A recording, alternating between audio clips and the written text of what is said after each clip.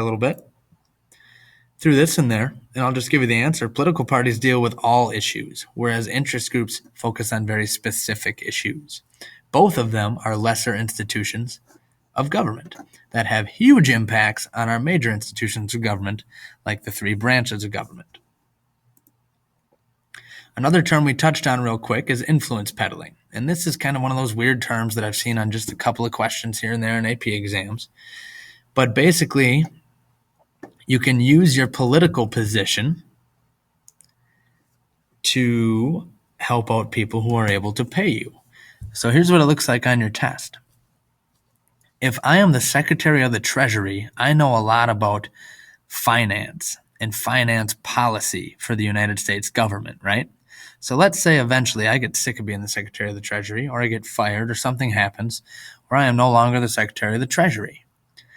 Do you think a big bank would like to hire me and pay me a lot of money to help them understand the government finance part and to maybe have a man who has some inside information about how the government handles finance and banking regulations?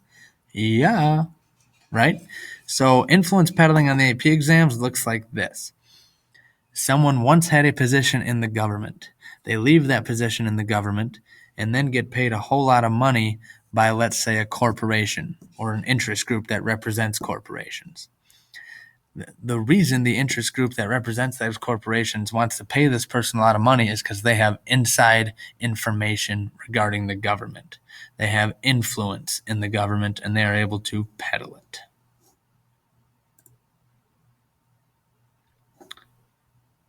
Think about that once. Local government. Eagle River. The mayor of Eagle River is not reelected, but he knows that the local ATV interest groups wants to open up all the streets for ATV use. So he gets a job with the ATV interest group and they pay him a bunch of money, and he uses his former mayor experience to help them peddle some influence in government, right? That's a good example. I'm going to skip through these because we're going to cover this later. You can pause it and try to come up with the answers here if you wish. By the way, the answer to this is 1. But the media is one of those other lesser institutions of government that you need to know about. Okay, not for this test. That'll be in the future. The only reason I included this in the slideshow was for you to have a grasp on what lesser institutions of government is.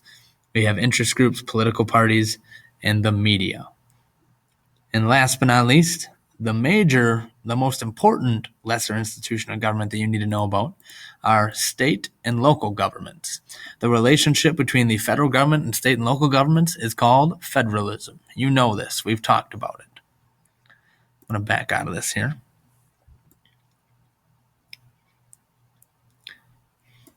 You know that your job is to fill out all these slides using the Edpuzzle Federalism video. By the way, here's our class code in case you forget for Edpuzzle. So take your time with that. Do well. These are all big, important concepts that you need to know.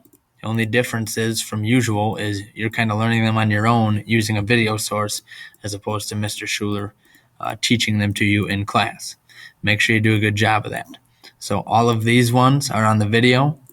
Another term you need to know that's not on the video, and where I'm going to pick up now, is mandates. Mandates are easy. Think mandatory. The federal government is making something mandatory that the states must do. This is a thing that must be done by the states, and the federal government is telling them to do it.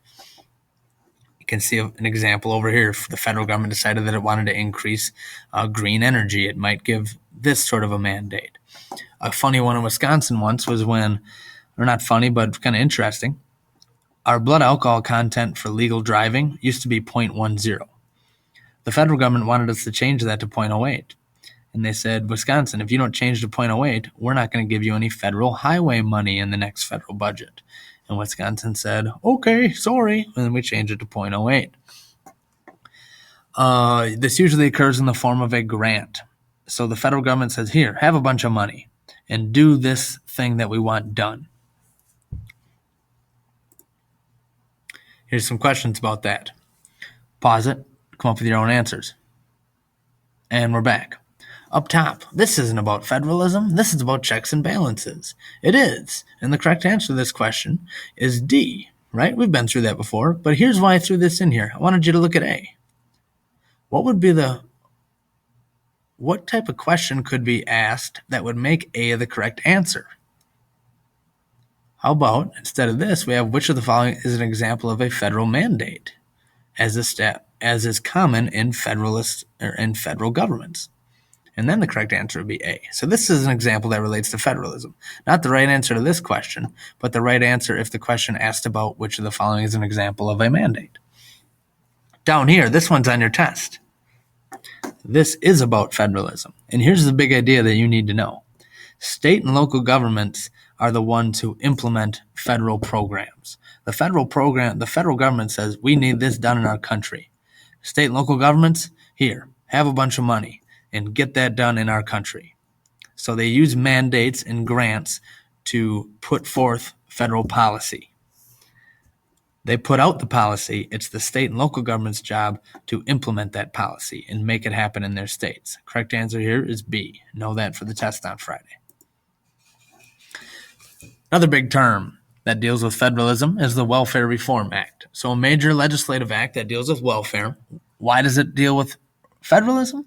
Because this is a huge shift of responsibility from federal governments to state governments. So instead of the federal government dealing with welfare and it being a federal entitlement program like Social Security, it became a state government issue. This came in the form of a block grant, which you should know what that means. The federal government said, here, states, have a bunch of money, get this done. And they did. Big idea, welfare. The responsibility changed from the federal government to the states. Another neat thing about it, it made it very, it put on some limits to welfare. We had a Democratic president at the time and a Republican Congress, and a pretty conservative approach to welfare here.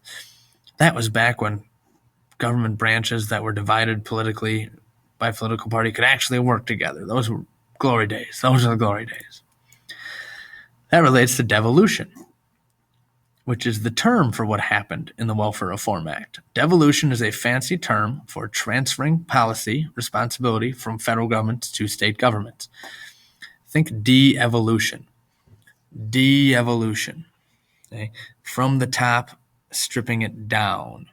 So from the big government, the federal government, and stripping it down, giving it to state governments. Not growing into one big thing, but one big thing kind of getting broken down into smaller things.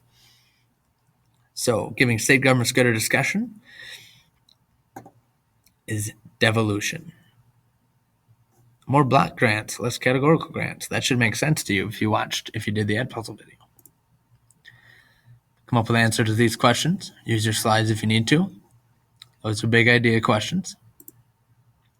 One last thing I need to teach you about is Fletcher versus Peck. This is a weird old Supreme Court case from about 1800. You might have heard about this in U.S. history. Essentially, we'll talk about that more later. It has to do with the contract clause, but here's your big idea for federalism. This was the first Supreme Court case in which a state law was ruled unconstitutional by the federal government.